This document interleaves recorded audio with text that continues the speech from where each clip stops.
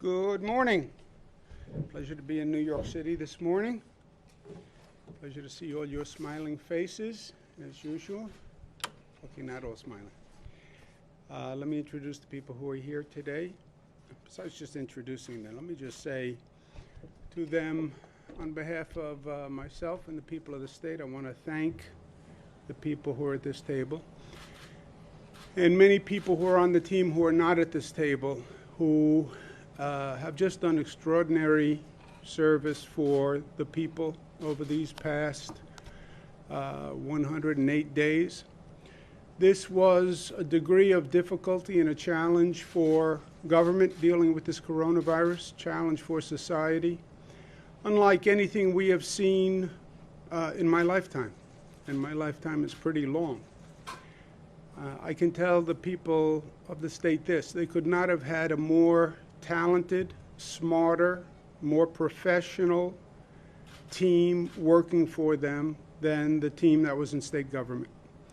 And I've worked with a lot of government pros, but no team holds a candle to what this team did. To my left is Robert Mujica. I've worked with him for 13 years. Been on the other side of the table with him. He was working for the Senate before he came to work for me. One of the most talented, smart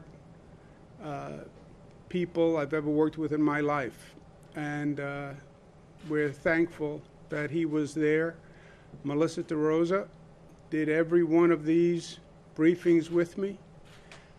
Been with me for 7 years, was in the Attorney General's office before that. And whip smart, works around the clock, and what she did was just phenomenal. Dr. Zucker, 5 years health commissioner.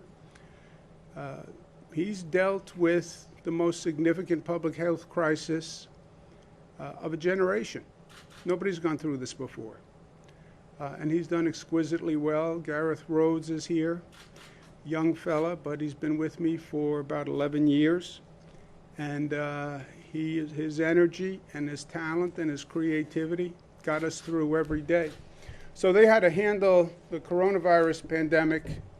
They had to do it with very little help from anyone else. We'll get into other people's responsibilities at another time. And they had to do it carrying me on their back. So they really had a burden to carry. And it was a long road, 108 days, every day, every night, without a break, without a moment where you could say, let's relax. Every moment had a new challenge. And it was just my honor to work with them through this. And I'm proud of what they did. I'm proud of what the government did. I'm proud of what the people of the state did. But you needed every piece working together to accomplish what we accomplished, and I want to thank them for that. Today is day 110, 25 days since the civil unrest from Mr. Floyd's murder. The New York State Police Reform and Reinvention Collaborative, this is just starting, and it's going to be very important, and I think it's going to be transformative if we do it right. I think this is a moment where this nation should be taking the opportunity to reevaluate what it wants in terms of public safety. What does public safety mean today in this society?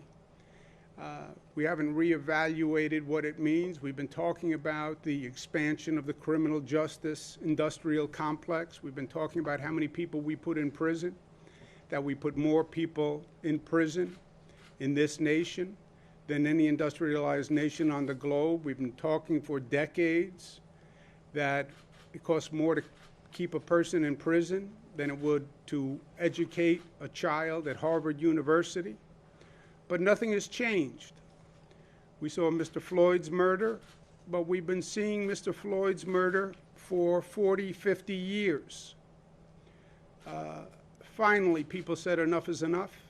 And now is the moment to change. But then you have to make change happen. Change doesn't just happen because you say change. Change doesn't happen because you go out and you demonstrate and you insist on change. Change only happens if the government then enacts change.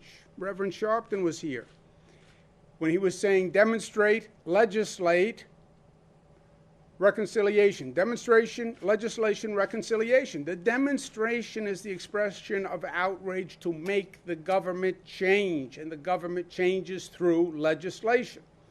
Okay, so what is the change going to be from all these protests and all this outrage? What is it? And don't give me just a press release where all these politicians put a press release. I think we should change tear gas. I think we should change rubber bullets. I think we should change the color of uniforms. This is not about tear gas or rubber bullets or slogans or the color of uniforms. This is about making fundamental change to the system, and it's hard. And by the way, the system is going to push back. Don't kid yourself. When you go to change the status quo rears up to defeat change. That's life. That's society. What we're saying in the state is to accelerate this and engage it. Local governments and police departments have to come together, have to have the discussion in a collaborative, come up with a plan, and pass it through a legislative body. New York City means that city council has to pass it by April 1. Have the hard conversation. Come up with a plan, but get it done by April 1 if you want funding from the state. And answer the tough questions that will actually bring about change. What functions do you want the police department to do? That's where this starts. Then, what staff do you need to do that? Reduce the police department. Reduce the police department. What do you want it to do? And then what is the staffing for that police department with those functions? Defund. What does that mean? What is the budget? The budget is what you need to pay for the staff after you decided what functions you want to perform. What is your use of force policy? Demilitarize the police. What does that mean? What equipment do you want to take away? What procedures do you want to take away? What is the transparent disciplinary process? How does that work? What is the citizen complaint process? And who's going to review it? How do you use data to drive deployment? How do you address bias within the police department, which is so real and has been in existence for so long? How do you link the police with the essential services, with the mental health, with the substance abuse, etc.? Those are the real questions. Those are the questions you have to answer to actually have the change we should have. And if we use this moment where change is actually possible, that has to be done community by community. Because what New York City is going to want is going to be different than what Buffalo wants, is different than what Albany wants, and that's the way it should be. But we need leadership on the local level to stand up and start this real process and this real discussion. On reopening, New York has been smart about handling the coronavirus crisis. Smart means we follow the facts. We did testing yesterday. We do testing every day. We did 68,000 tests yesterday. Just think about that, 68,000 tests in one day, okay? Sounds like a lot. It is. It's more than any state, more per capita than any state, more than any country on the globe per capita. Yay, New York. 68,000 tests, big sample. What did it say? 0.9, less than 1% positive. Lowest percent positive since we have started. Lowest percent positive since we have started.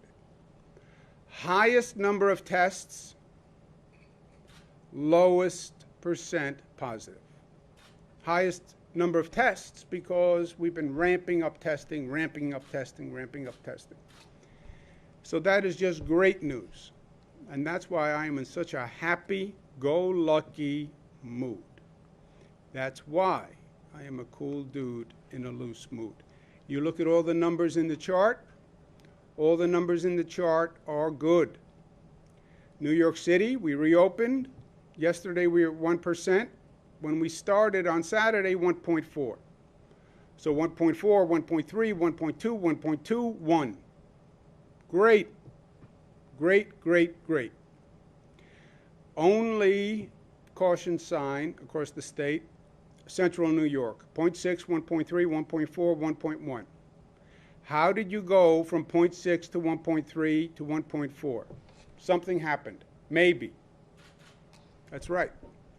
So then we go back to the tracing function, which is up and running. Go trace the positives and see if they lead us to anything. They did. In Central New York, Oswego, there is an apple manufacturing plant where they take apples and they process apples for sale. And there is a cluster of cases in that apple manufacturing plant, about 34 positives in one plant. That's bad news, but it's also good news. That's the way this is supposed to work. You see an increase in the numbers. You trace the increase. Does it lead anywhere? Were they at the same party? Are they at the same employer? Were they at the same protest? In Oswego, they were working in the same plant. Get to that plant, address it. But other than that, all the numbers have been good. New York City, you see by borough, we can look at the numbers, and it's all been good.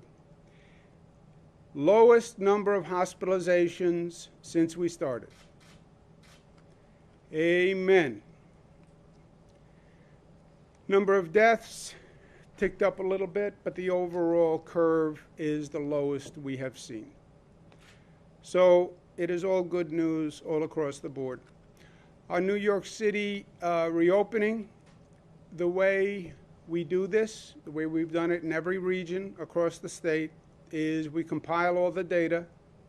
When we get near the end of that phase, we have state officials review it, and we then have global experts review that data to make sure there's nothing in the data that we're missing. And we don't look at just the top-line data that I show you. Not that you are not public health experts, also and statisticians and scientists, and you would be able to see things in the data. I believe that about you, Andrew, not Zach. We have global experts who look at the data, and when they sign off, then I sign off. I do not sign off until they sign off. So they're reviewing the New York City data. It's supposed to go on Monday. They'll watch it Friday, Saturday, Sunday. They're studying it now. But all the indications are good. So I'm saying today you'll get a final announcement tomorrow. But I am saying businesses should plan on reopening. We just had a call this morning where we went over the New York City data, and everybody's feeling good. So my advice to New York City businesses, plan to reopen Monday on phase 2. Now, phase 2 is phase 2. This only works, this whole process, because every phase has rules. And if you follow those rules, it is a controlled opening of the economy. It controls how many people are introduced into the city, onto public transportation, onto the sidewalks, etc. As that number is increasing, local governments can then get their act together and deal with the increase. That's part of the phasing. But there are rules. It's not we reopen, hallelujah. No. That's what other states did, and that's a mistake. We reopen in phases, and a phase has rules. And that's what makes it a phase, as opposed to an overall reopening. If you ignore the rules, then it's not a phased reopening, right? People need to know the rules, and they have to follow the rules. They are on the website, but they're specific for specific businesses. There's occupancy rules. There are barrier rules. There's signage. There's distance. There's congregation, small meetings. No sharing of food, beverages. Please be aware of the rules and follow the rules. There's rules about retail shopping and how it works, and overall occupancy. We have done this in every region across the state. It has worked overall. I can tell you from experience, it works better or worse depending on the compliance and the enforcement and how people follow the rules. The issue going into phase 2 or phase 3 is compliance by people and enforcement by local government. That is the issue. So how is this going to work? It depends on how people act, which is how this has always been determined. And people, especially New York City, Long Island, compliance matters. It matters. And it's not just moral and ethical, communal, it's legal. These are the laws also. So be aware of the law, follow the law. Local government has to do the compliance. And the compliance and the enforcement, the function of local government gets more difficult as we go through these phases, because it gets more complicated and more people are coming into the system. So the phases are also allowing the local government to come up to speed and develop the expertise and the capacity to do the enforcement. We're going to take an added step where I'm going to increase the state's enforcement capacity by executive order, where violations of the rules and regulations could allow State Liquor Authority to do an immediate suspension of an alcohol license, which means a bar or a restaurant that are violating the rules could have an immediate suspension of their license. Business that is violating the rules could have an immediate shutdown order, all right? So we've made great progress. I want to make sure we don't slide back. I want to make sure we don't get careless. Weather is nice, everything is good. Governor said the numbers are good. We don't have to worry, hallelujah. No, the numbers are good because we're doing what we are supposed to do, and we have to keep doing what we're supposed to do. I'm also signing an executive order that gives bars responsibility for the sidewalk, the outside area immediately in front of their premises, and the state SLA will enforce that also. But I need local governments to do their part. As we go through the phases, the responsibility of the local governments increase. The state cannot do enforcement on these local issues all across the state. We don't have enough people. SLA doesn't have enough investigators. We need the local governments to do their part. And I know nobody likes to be the bearer of bad news. This is not bad news. When people follow the rules, the infection rate stays down. That's called good news. But local governments have to do their part. New York State is also issuing guidance today for colleges and universities that are planning September fall reopenings.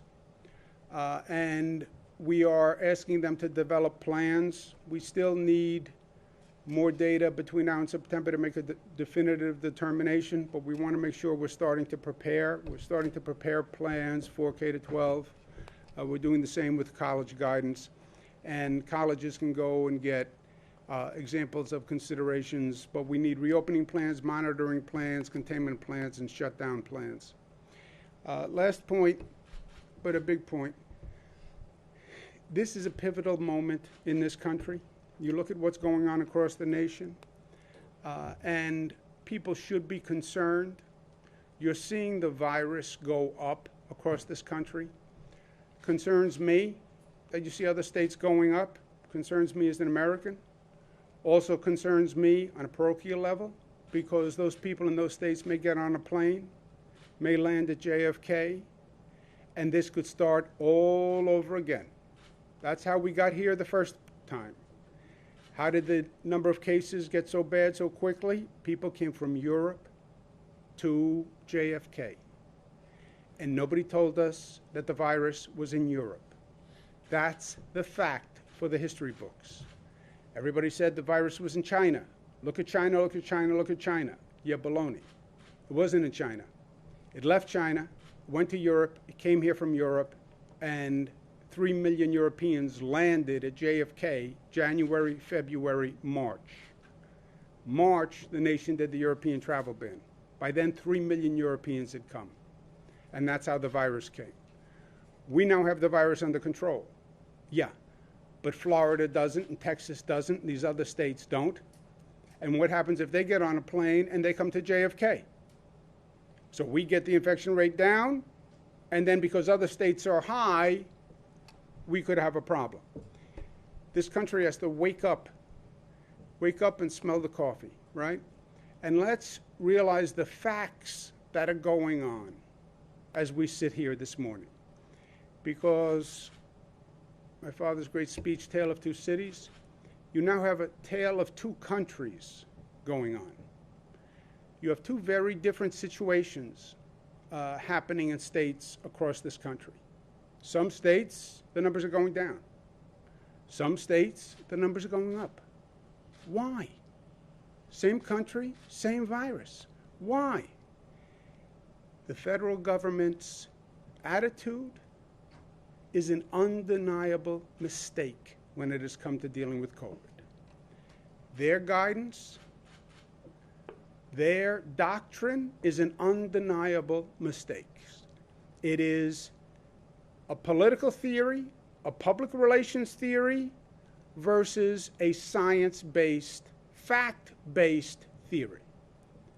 The White House, from the day one, has been operating on a pure political ideology. We should reopen, get the economy going, government shouldn't be slowing down the economy. It was all political. It was all public relations. Based on what fact? Based on what science? None. It was all political ideology. We said here in New York, this is not about politics. Virus never said to me it's a Democrat. Virus never said it's a Republican. No test ever said that. Dealing with a virus is a matter of science. It's a matter of fact. That's how you deal with a disease. You don't deal with it politically. And you now see states that have dealt with it politically versus states that have dealt with it on a science, fact basis. And you see the virus spreading in states that have an unmanaged reopening. Well, because they always have an excuse, it's not really increasing. The number of tests are increasing. I don't even know what that means. More testing does not mean the viral spread is increasing. You know how you know that they're being disingenuous? The number of people in those states who are getting sick is increasing. Forget the numbers. More people are walking into hospitals. They're not walking into hospitals because they're feeling well. You walk into a hospital when you're sick. And the number of people who are getting infected and getting sick and walking into a hospital is going up in these states. Undeniably. And you can go state by state. It's Arizona, it's Texas, it's Florida, it's North Carolina, it's South Carolina, it's Utah, it's Montana, it's Alaska. It's 20 states are on the increase. And then compare that to New York, where we are on the decrease. Day after day after day. We've been on the decrease for the past 60 days. 2 months of decline, they're going up now. How do you explain that? What happened with this virus? What happened with this pandemic? From the get-go, was always going to be dependent on what we did. There was no preordained path. There was no preordained curve. Nobody knew. I spoke to every expert on the globe. Nobody knew. Second myth, listening to them last night. All the projection models were wrong. No, the projection models weren't wrong, because the projection models were never projection models. The projection models were really extrapolation models. What does that mean? The projection models never said, this is what's going to happen in New York. The projection models said, if this is what you do, this is what will happen. It's not really a projection. If this is what you do, this is what will happen. That's what the models did. If you tell me you are losing 1 pound per day, they say, I will tell you you're going to lose 7 pounds per week. If you tell me you're going to lose 2 pounds per day, I'll tell you you're going to lose 14 pounds per week. Yeah, thank you. But it's all based on what we said we were going to do. The White House knew this. March 31st, their White House coronavirus task force. What's going to happen with the COVID virus? Oh, 2 options, depending on what you do. Option 1, best case scenario with mitigation. What is mitigation? Close down, social distancing, wear a mask, hand sanitizer, all those mitigation efforts that the states without reopening plans, without a managed reopening, they have no mitigation. The White House says, with mitigation, 100 to 240,000 deaths. If this nation uses mitigation. If you don't use mitigation, 1.5 to 2.2 million deaths. The White House said it. The White House said it. To the extent the White House lets science speak, ever, to the extent they have science in the White House, they said, if you mitigate, 100 to 240. If you don't, 1.5 to 2.2. And then their reopening plans don't provide for mitigation. Well, then by your own projection, what did you think was going to happen? That's why the CDC and Dr. Fauci are in such a difficult position, because they said, without mitigation, you're going to kill 1 million more people. They said that. And now they're part of a federal government that is telling states, just reopen, just reopen, just reopen. Contrary to their own science, because they abandoned it. The model that they rely on, which is the Gates-funded IHME model. Last week, they projected 169,000 deaths by October. Last week. This week, the projection changed. 200,000 deaths. Why did the projection change? They'll say on Fox TV, not to pick any particular network, the model was wrong. No, the model wasn't wrong. The model isn't a model. It's an extrapolation. They're saying by this number of deaths last week, which is now increasing, we extrapolate to tell you more people are going to die. Based on what you did and what you're doing and the rate of death you're causing, factor that out, factor out what you are doing, more people are dying. Because of what you are doing, more people are dying. This is the model the White House relies on.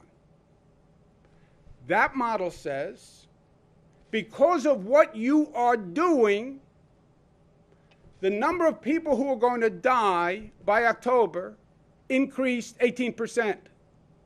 30,000 more people are going to die because of what you're doing. That's what they say to you. And then the question is, what do you say, America, when they tell you 30,000 more people are going to die because of what you're doing? Do you keep doing it?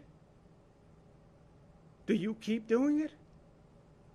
Or do you say, I don't want 30,000 more people to die. I'm going to change what we're doing. That's why I say, wake up, America. Look at what they're telling you. This is not rhetorical, conceptual, hyperbolic. They told you. Based on what you're doing last week, 30,000 more people are going to die.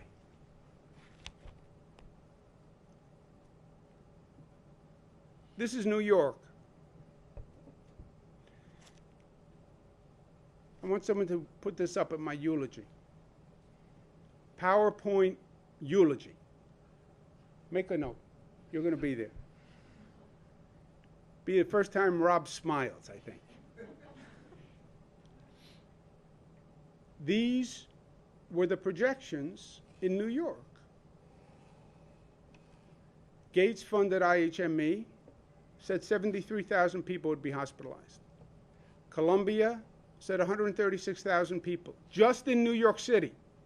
This is Columbia University. We're not talking about a mail-away matchbook university here. McKinsey, 110,000. McKinsey moderate with mitigation, 55,000. What actually happened? 18,000. They were all wrong. No. We changed what we were doing. We changed what we were doing.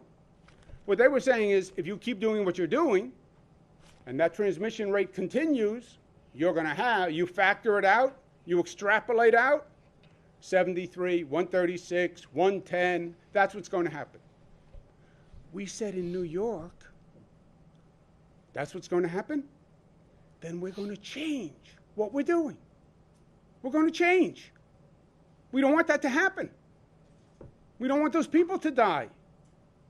We changed it to 18,000, a fraction, because we changed what we did. You're talking about tens of thousands of lives. Tens of thousands of lives. What are you going to do, America? They're telling you, based on what you're doing, you're killing more Americans. 30,000 more projection in 1 week.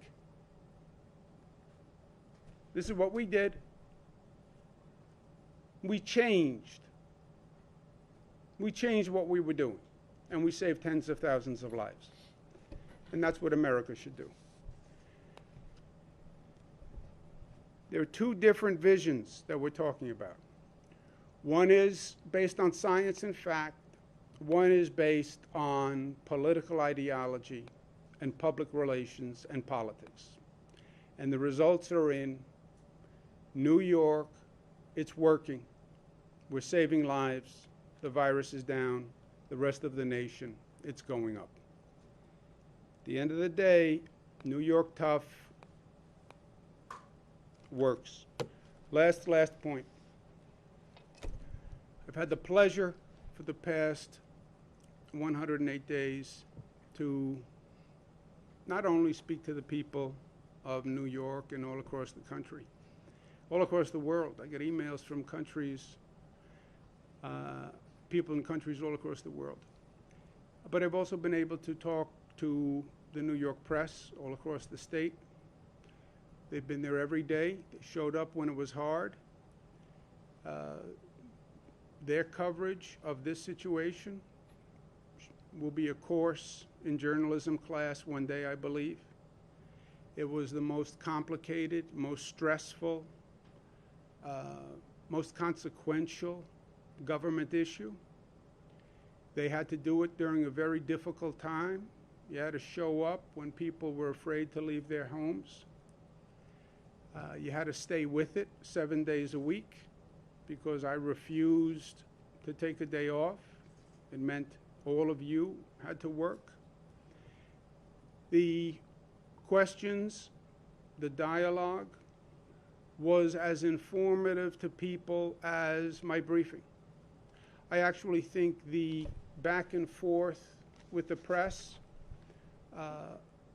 was in some ways more communicative for people.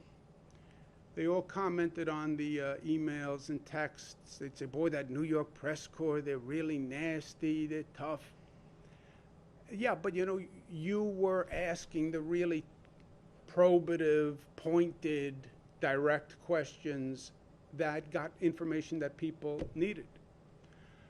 So if you are me, it's not always fun to sit up here and take the direct question. You feel a little bit like a pincushion. Boop, boop. But I have tremendous respect for what you did and how you did it. And you did a great public service. And it worked. And the government journalism dynamic, I studied all my life. I lived all my life. My father had a lot of great friends in journalism. And I watched it at the kitchen table. I watched the dynamic work between great journalists and my father, who was a great government official. And I watch it now with my brother Chris on a different level that we don't have to get into. But it worked. It worked here. And I want to thank you, and I want to applaud the press all across the state. I've been everywhere during this period of time because I wanted to be, from Buffalo to Long Island. And I've been before all the press. And you've done a great, great service. And I think it all worked. The totality worked. We had 59 million people tune in to the briefings over the past 108 days. 59 million people. We only have 19 million people in the state of New York. And that counts everybody. 59 million people. And it was the briefings, and it was the dialogue, and it was the drama. And we communicated, and we gave people information, and we gave people comfort, and we gave people hope, and we gave people a plan, and we gave people a vision, and we empowered them. I think most of all, they got the information they desperately needed so they could make decisions about their own life and their own health and what to do with their kids. They needed that desperately. Information they could trust, credible information that they could trust. And we did that. And I've been through a lot of challenges in government, but I've never been through this before. And I hope none of us go through this again. But I just wanted to thank you on a personal level for that. I know it couldn't have been easy for you because it was hell for me, and we all lived it together. So you have my deepest respect. Questions? Governor, first of all, let me just say thank you for saying that. I assume you meant me. Of course, Zach. It's all about you always. We know that. I just wanted to ask you about the Supreme Court recent rulings, not only DACA, but also the affirmation of gay rights. Are you surprised by the turn the court has taken? A lot of people thought that with Trump, and he's made 2 appointments to the court, that the court would take a more conservative approach. Are you pleasantly surprised by the direction it's gone in based on those last 2 rulings? Yeah. And, by the way, we kid, but I'm a little tired, I'm a little reflective. I did mean it about you. I did mean it about you.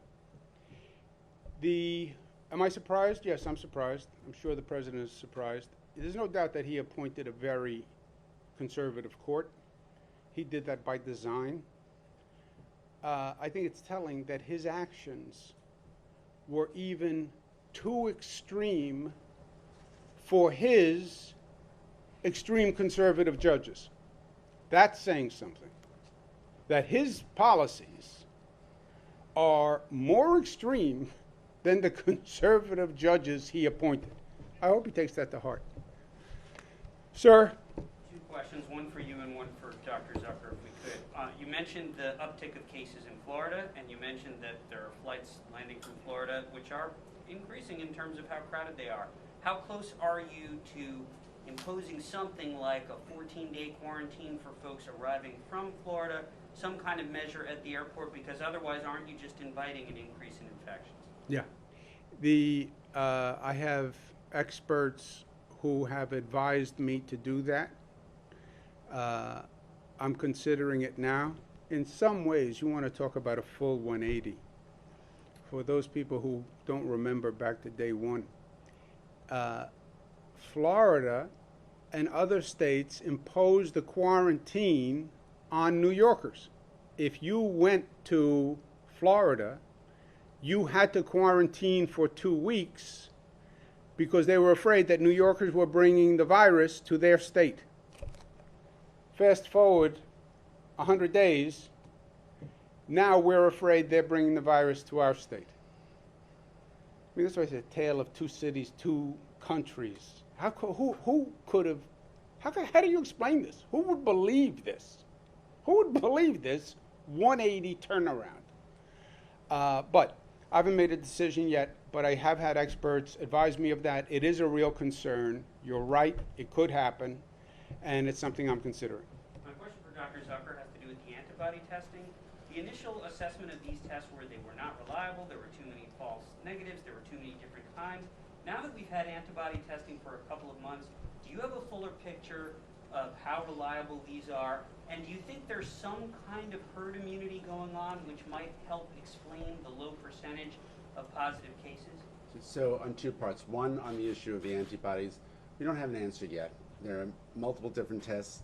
The scientists, I was speaking to some of the scientists about this exact issue, and we don't know yet.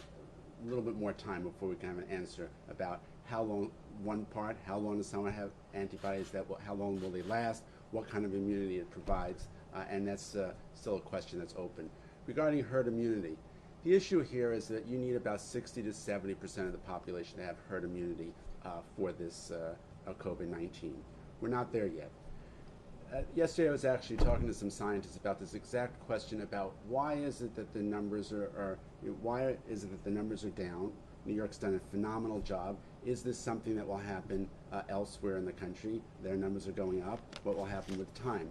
I think it's because of all the efforts that we've made that has driven these numbers down. We still don't have enough people with antibodies for whatever effect those antibodies will provide to give you the herd immunity that we need. So we need to continue to approach this from the standpoint as we've done, as the governor has said, diagnostic testing. All the scientists are working on trying to get a antiviral. We're working on that. And obviously the work on a vaccine, which we're going to continue to do. Can I comment on that as a non-medical professional who just knows enough to be slightly dangerous? Herd immunity concept, some people talk about that in New York City. As Dr. Zucker said, you have to get near 60% before you can talk about that. New York City is nowhere near that. Also, that wouldn't explain the rest of the state where you have a very low infection rate and the virus is also on the decline. You know, you could theoretically argue, well, maybe New York City has herd immunity, but then you'd have to be at 60%. But that doesn't explain Buffalo and Long Island, where it's very, very low to begin with, the infection rate, and the number is still low. It's not because of herd immunity. What we have done, and the reason I'm hoping we get lucky on the protests, by the time the protests happened, we were down at 1% infection rate. We were so low by that point that I'm hoping we got lucky that, yes, they came together and they violated social distancing, but they weren't infected anymore. Those protests happened 3 weeks ago. We have a whole different situation.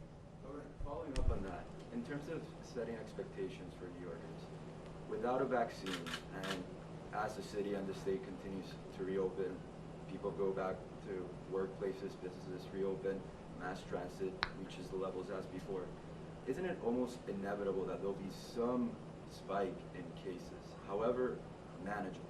Isn't it almost inevitable that there will be a rise in cases? And what should New Yorkers be ready for if that happens? Mathematically, yes. The mathematicians and scientists will agree with you. If you increase activity, by definition, there will be some increase in the infection rate. The question then becomes, even to the mathematicians and the scientists, how much of an increase, and your tolerance for the increase is your hospital capacity, right? And they'll have a sub-discussion that the increase cannot be that rapid, which means you still have to watch the R0, the transmission rate, right? That's when you go above the 1%. That's mathematically, you're right. Aspirational, theoretical, ideal, if everybody acted perfectly, the infection rate need not necessarily go up. That's the scenario I advocate for. If you wear your mask, if you're doing hand sanitizer, if you're not in those situations, if it's not go back to normal, go to the new normal, you need not infect anybody. You can get on the subway and not infect anybody. You can go to work and do everything and not infect anybody and not get infected. That is theoretically possible. And that's what I'm striving for. The theoretical possibility. And on a related note to coronavirus, I guess, about 100 lawmakers signed a pledge recently saying that they don't support budget cuts, that they support raising taxes. And as we all know, you have concerns with letting New York City borrow money. We still haven't seen any federal aid materialize. Is raising taxes something that you would seriously consider to fix a budget shortfalls? I have no specific plans on the budget. It is purely dependent on what the federal government does. As dysfunctional as they are, I do not believe they're going to bankrupt states across the country for the simple reason that it will tank the financial markets. You will see the Dow Jones drop like a stone in the water. And this is all a political calculus for them. And they're running for re-election. And they believe that their re-election hopes are proportionate to the increase in the Dow Jones. So if they're watching the Dow Jones to calibrate their re-election chances, they will not want the stock market to drop. They won't want their rich friends to be less rich, so they won't bankrupt the states. But if the federal government gives money and there's still a difference in the budget, would you support raising taxes over doing the budget cuts that you have vowed to make it? But then we have to see, Lucy, you can't do that in the abstract, you know. You have to see what it is. The what if. What if I drop dead tomorrow, I'm not even there, then I don't have to worry about anything. Governor, you're approaching your last press conference or daily press conference. You've been holding these briefings daily since March 1st, if I'm not mistaken. And many people were joining, as you said, millions of people from different states. I'm from Argentina, I work for the media there, for Latin America too. Many people were asking me, can he be the candidate instead of Joe Biden? Cuomo for president was trending topic. Cuomo sexual was trending topic. So how do you see yourself? You always said you don't have a political agenda. Do you see maybe yourself as a candidate in 2024, or what's next? That is a good question. What's next? First, I'm not going anywhere, right? I'm saying I'm going to stop the daily briefings, because the daily briefings were all about coronavirus. And we are on the other side of the mountain. To me, I've been watching that mountain every day. And we started on the base, and we went up, and we came down, and we took that journey together, and the journey is over. I hope the journey stays over. I hope there's no second wave. I hope there's not another wave in the fall. I hope we don't get a lot of people coming from other states and they raise our infection rate. I hope New Yorkers stay compliant and local government does their job and we keep the rate down. So I hope there was only one mountain. I'm not interested in a journey across a mountain range, right? We don't want multiple mountains. This is it for me. One mountain was good. I'm just not going to do the daily briefings. I also want to say to New Yorkers and people who have been watching, we accomplished what we set out to accomplish. We needed to get across that mountain. We needed to tame the beast. We needed to control the virus, and we did. And we did. And we know how to do it. Congratulations. Feel good. Now, we have a lot more to do. I'm still going to be there every day, working every day. I'll be doing press conferences as I need to communicate. Big part of what I do is to communicate. I'm not going anywhere. But I'm not going to commit to doing it every day because it takes a lot of time every day. And there's a lot to do right now. And it really takes the better half of the day. So I just won't do it every day. But I'm not going anywhere. I said clearly when I started, it was very important for me to have credibility with people. So much of what they hear now is political. You watch this news station or this news station, you get Democratic news, you get Republican news. Everybody wants to say about a politician, well, they have their own agenda. He's only running for something. If I was even a candidate possibly for anything, it would have given all my critics an opportunity to say, oh, he's just running for president. He's just running for vice president. And that would have diminished me and my credibility.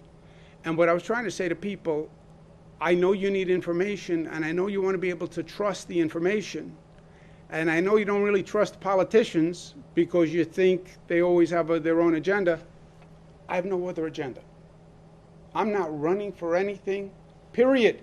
No president, no vice president, not president of Argentina, not president of Italy, not prime minister. I'm not doing anything. I'm not running for anything. I have one agenda, which is to work for you.